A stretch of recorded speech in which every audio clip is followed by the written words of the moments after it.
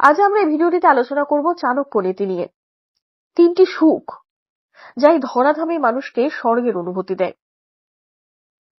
আচার্য চাণক্য ভারতের মহান পণ্ডিতদের মধ্যে একজন ছিলেন। তার বর্ণিত নীতিগুলি আজও আমাদের জন্য খুবই কার্যকর। তার বর্ণিত নীতিগুলি যদি সঠিকভাবে পালন করা হয় তাহলে অনেক ধরনের সমস্যা থেকে রক্ষা পাওয়া যায়।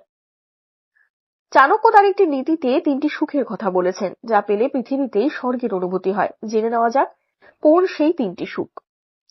অর্থ, যার পুত্র তার বশে থাকে অর্থাৎ কথা শোনে, স্ত্রী হয় সুন্দরী এবং সুশীলা, সেই সাথে যে তার ধন সম্পত্তিতেও সন্তুষ্ট থাকে, এমন ব্যক্তির জন্য পৃথিবী স্বর্গের সমান।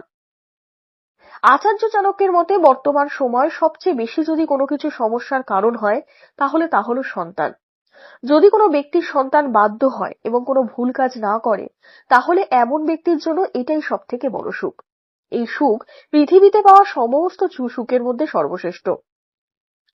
বৈবাহিক জীবনে প্রায়ই ঝগড়া বিবাদের পরিস্থিতি তৈরি হয়। এমনটা প্রায়শই স্ত্রীর ঝগড়াটে স্বভাবের কারণে হয়। যদি কারো স্ত্রী সুন্দরীর সাথে সাথে উত্তম গুণসম্পন্ন হয়, অর্থাৎ ঘরে দেখাশোনা করেন এবং মিষ্টি কথা বলেন, তাহলে তার জন্য পৃথিবীর স্বর্গ। নিজের ধনেই সন্তুষ্ট থাকুন। চাণক্য বলেন, যে ব্যক্তি নিজের ধনেই সন্তুষ্ট থাকে, অর্থাৎ যত ধন সম্পত্তি তার কাছে আছে তাতেই সে সুখ পায়, তাহলে এর চেয়ে বড় কথা আর কিছু হতে পারে না। বাধ্য সন্তান, সুন্দরী সুশীলা স্ত্রী ছাড়াও এটাই তৃতীয় সুখ, যা পৃথিবীতেই স্বর্গের অনুভূতি দেয়। ধন্যবাদ।